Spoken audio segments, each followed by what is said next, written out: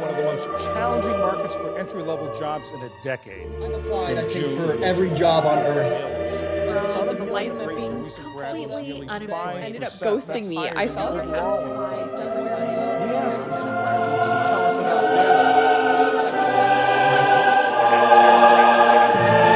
their Gen Z bus and a mini. Gen Z bus and a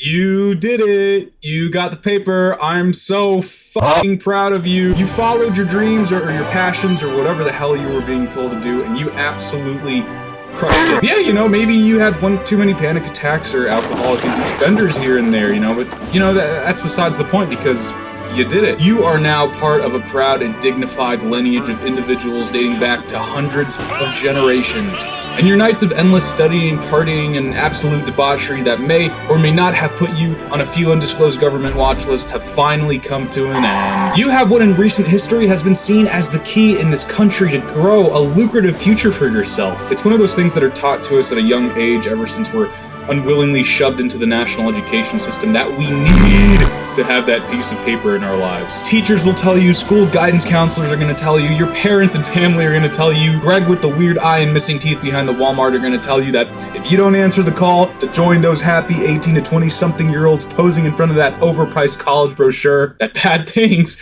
are going to happen to you. The point is that doors are going to start opening up for you, right? New career prospects and the potential to grow within your field are all now within your grasp, and who knows, you know, now that you have that job and that guaranteed financial security that comes with it, maybe you'll even buy a house, you know, with a nice picket fence and start a family. The American dream's yours. It's real! You got the paper, now it's time to get that paper. Now all you need to do is get that job. Good to see you, and your first chart indeed breaks down that tough job market facing you, grads.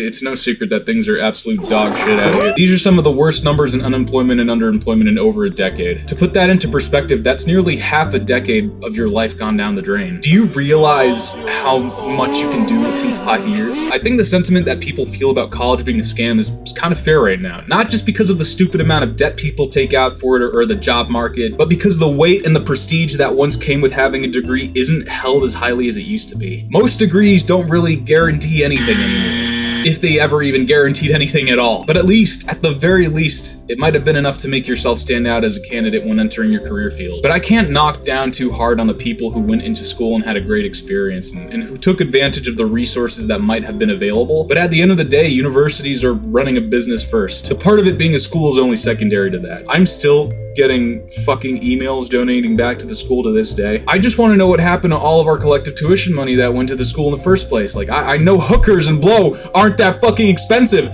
The faculty can do better than that. So now you gotta at least try to make the best out of a situation. You know, as for me, I've been spending a lot of time with a couple of new friends. You know, shout out to my boys, LinkedIn, Indeed, Monster, and Craigslist. They've seen how tough things have been out there lately, and they've been trying to help out a little bit, you know, because that's what good friends do. Sometimes they send me these totally legit job listings that are just ripe for applying. But I'm starting to get the sneaking suspicion that I'm not the only one who's applying to these jobs. They say 99% of LinkedIn applicants quit before they're about to strike gold. There's no way to know whether or not you're going to make it, but 9 times out of 10, on the off chance that you apply to a legit job listing, you're probably not going to get any further than a rejection. That's only if you're lucky enough to get a rejection, but it's alright because now you have all the time in the world to spend on these job boards applying because you don't have any legitimate real-world connections to people in high places who can get your foot in the door. And the people you do know are also trying to get their foot in the door as well. And you know, it's just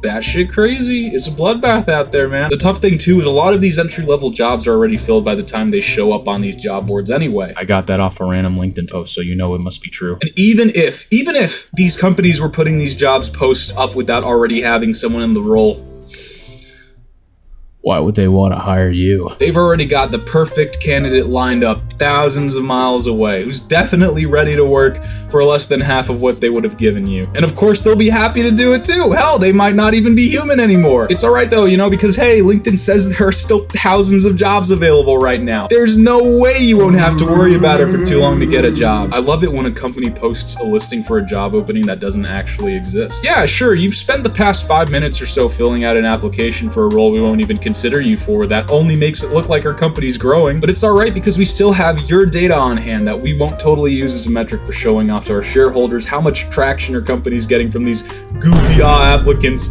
and how much we're growing as a company.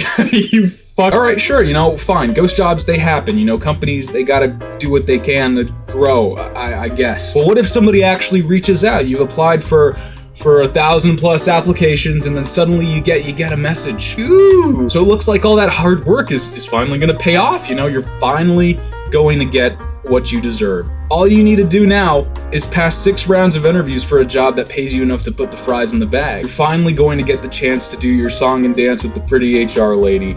Or guy. I don't discriminate here.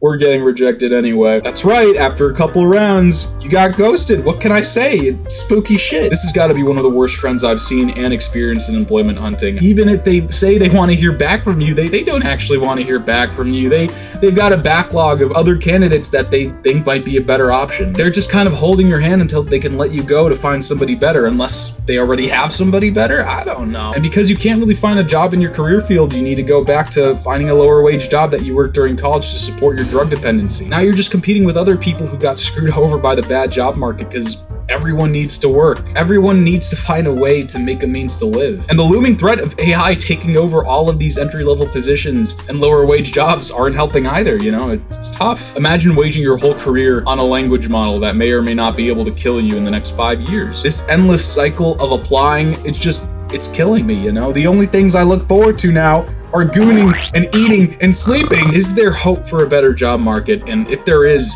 what the hell is there to even look forward to? Oh, I can't wait to be a part of that sweet, sweet corporate gaslighting. We're a family. Job security does not exist. You know what? I'm not gonna be like these other YouTubers who'll talk doom and gloom, but won't provide a way out. You know, I don't want to be like that. That's not who I am. That's not what I'm here for. I'm gonna be different.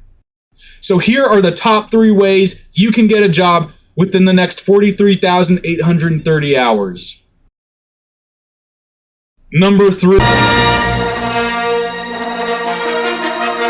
If you're not emailing or trying to connect back with every recruiter within an 8,000-mile radius, you're doing your job wrong. You know, I heard that there's nothing more that people in HR love than a person who takes initiative, and you know what? That's who you gotta be. That's who you gotta be. They want a person who takes initiative, so that's what you gotta do. Because what's even more telling of a person who wants a job than their credentials or their application? It's their begging. And you know, if you're not begging to these recruiters and these people, you might as well not be applying at all, you know, because that they want to see your desperation. Hit up the nearest recruitment office in your vicinity and, you know, just harass the shit out of them. Now that we got that out of the way, number 2. This is the age of the internet. You can do anything on the internet. Everyone's an entrepreneur. Didn't you know that? You're an entrepreneur. Yeah, you watching this video are an entrepreneur. Do you have any possible skills that you can leverage? Is there anything that you may be able to sell? You must have some sort of life experience, right? I mean, come on, you go to the gym, right? You can teach people how to go to the gym. Create a course, sell a course. You're not a real entrepreneur unless you're selling a course. So what I want you to do now is sit down and write down the top 5 things that you're good at. And when you figure out those top 5 things for every single thing on the list, I want you to create a course. For example, you know, since I've fallen on hard times, I've taken up the liberty of starting my OnlyFans. And you know what? It looks like it's actually working. I may finally be able to afford a house one day. And all I need to do is keep talking to these hopeless and desperate lonely gooners. Anyway, number 1, do you know somebody who can get your foot in the door? Do you know anybody who might be able to help you out? You know anybody from school, or do you have a friend in a company? Well, you know what? It's time to take advantage of them. Say, hey, you know, you got a job? I need a job. Because I'm sure they'll be willing to help you out. See, you have an unlimited amount of options to choose from, you know, no big deal. Who cares if you can't get a job? Because, you know, things are gonna go your way. You're gonna be completely fine. All you need to do is keep doing what you're doing over and over and over and over and over again until you make it work. Because what's the definition of success? Just doing something over and over again until you make it work. Have fun.